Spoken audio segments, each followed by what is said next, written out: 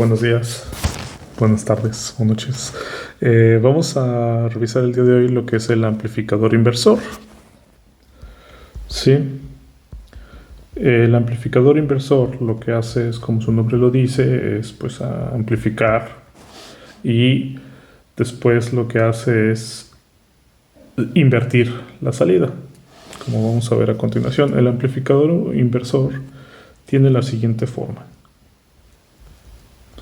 En su forma más básica, la entrada no inversora se va a tierra, mientras que la entrada inversora pues va a entrar la señal que queremos amplificar. Entonces esta señal la voy a suponer que viene de un sensor, le voy a llamar BI, ¿vale? Se está interconectada con la entrada a través de estas dos resistencias. Y acá tiene su canal de salida, donde esta le vamos a llamar resistencia de entrada y esta resistencia de feedback o de realimentación, porque está conectada a la salida con la entrada inversora, ¿vale?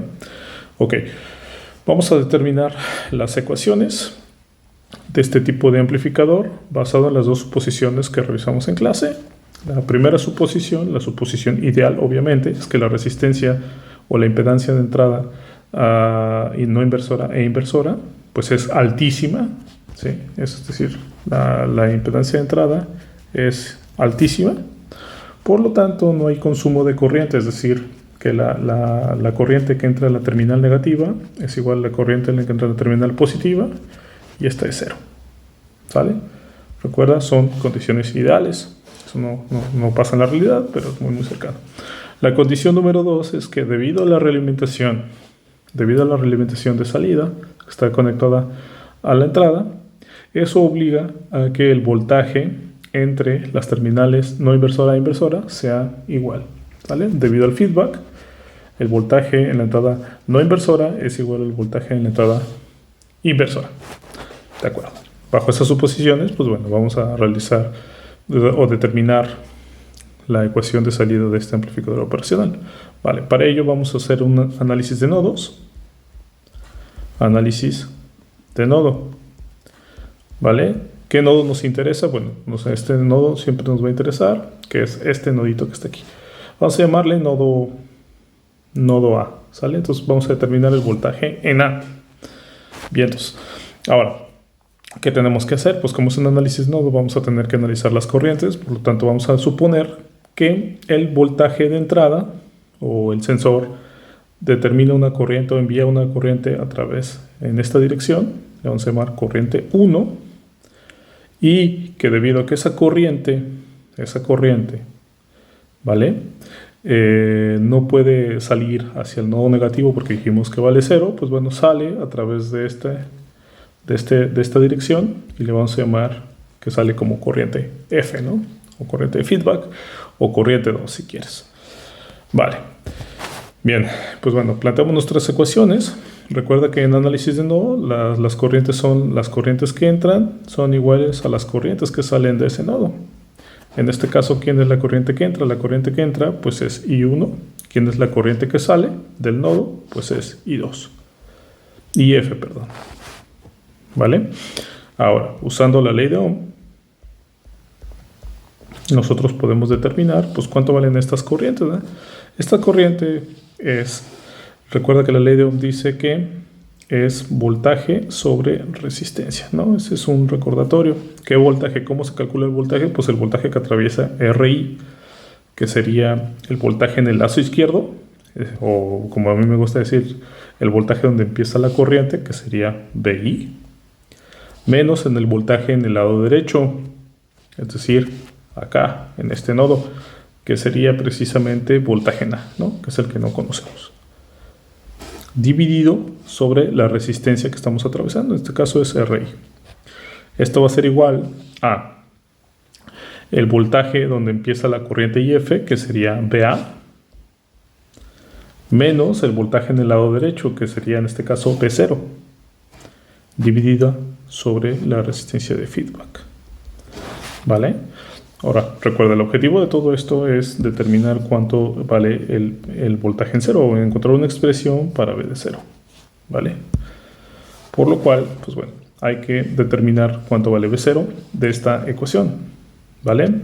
Bien, BI sí lo conocemos, RI lo conocemos, RF lo conocemos, B0 no conocemos, otra variable que no conocemos es ABA. ¿Cómo sabemos el valor de BA? Bueno, para saber el valor de BA, nosotros empleamos la segunda suposición, que el voltaje en la inversora es igual al voltaje en la nueva inversora, ¿de acuerdo? Ok, analicemos aquí. ¿Cuál es el voltaje en la no inversora? Si te fijas, estamos leyendo leyendo el voltaje con respecto de tierra, y aquí precisamente estamos leyendo tierra, ¿no? Por lo tanto, el voltaje en más es 0. Pero usando la segunda suposición que dice que el voltaje en más es igual al voltaje en menos, por lo tanto el voltaje en menos también es 0. Pero el voltaje en menos es todo este cable. ¿Y todo ese cable quién representa? Representa a BA. Por lo tanto, BA vale 0. ¿Sale? Usando la suposición 2. ¿De acuerdo? Ok. Entonces, sustituyendo ese valor, pues entonces aquí se va a hacer 0. Este se va a hacer 0. Y nos va a quedar solamente BI sobre RI es igual a menos B0 sobre RF. Bien.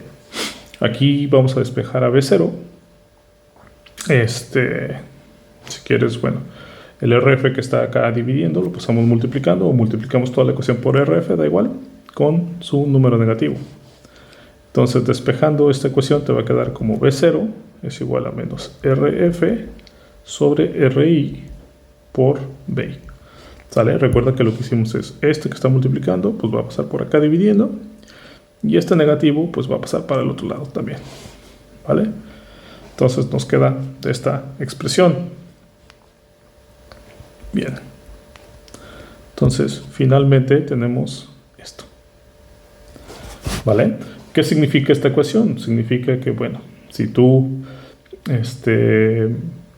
BI, si tú le metes un voltaje pequeñito y RF y RI los escoges suficientemente grandes, pues la salida va a ser amplificada. ¿Por qué se le llama inversor? Pues bueno, si tú puedes apreciar aquí, tenemos un signo negativo, es decir, que si tú le metes un voltaje positivo, él te va a devolver un número negativo. ¿De acuerdo? Entonces, nada más finalmente vamos a ver que la ganancia está definida precisamente como RF sobre RI. Por ejemplo, si tú quieres amplificar una señal 10 veces, lo que tienes que hacer es, bueno, yo quiero diseñar un circuito que me amplifique una señal 10 veces. ¿Cómo le hago? No, pues bueno, volvemos a dibujar nuestro circuito rápidamente. Aquí esta señal, la que yo quiero amplificar 10 veces. La pregunta de diseño es, ok, ¿cómo debo de elegir mis resistencias tal que yo quiera amplificar esta señal 10 veces, ¿no? Ok. Lo único que nos debemos de preocupar es precisamente cómo elegir RF y cómo elegir RI. ¿Cómo lo hacemos esto? Pues a través de la ganancia. Recuerda que la ganancia, nuestro objetivo es precisamente amplificarlo 10 veces. Este es el objetivo. Pues bueno, nada más en esta fórmula sustituimos ganancia igual a 10. 10 sería igual a RF sobre RI. Como este es un problema de diseño, a pesar de que tenemos dos variables, podemos resolverlo, ¿no? Yo despejo RF, me va a dar 10 veces RI. ¿Sí? Entonces, por ejemplo, si yo digo, ok, si yo solamente tengo resistencias de 10 kilo ohmios, ¿vale? ¿Cómo debo de escoger a RF? Bueno, pues RF sería 10 veces por 10 kilo ohmios. Sería 10 por 10, serían 100 kilo ohmios. ¿Vale? Es decir, que si yo escojo mis resistencias, RF de 100 kilos y RI de 10 kilos, si yo le meto, por ejemplo, aquí una señal de menos 1 volt a la salida, lo va a amplificar 10 veces, voy a tener 10 volts, y aparte con signo contrario, si aquí es menos, aquí voy a tener más 10 volts. Ojo, para poder tener esa amplificación, pues nosotros debemos de tener aquí dos fuentes, una positiva, que generalmente se le llama VCC, y una negativa que se le llama VEE. ¿sale? Para poder tener ese rango de amplificación. Vale. Muchísimas gracias. Hasta aquí cortamos el video. Nada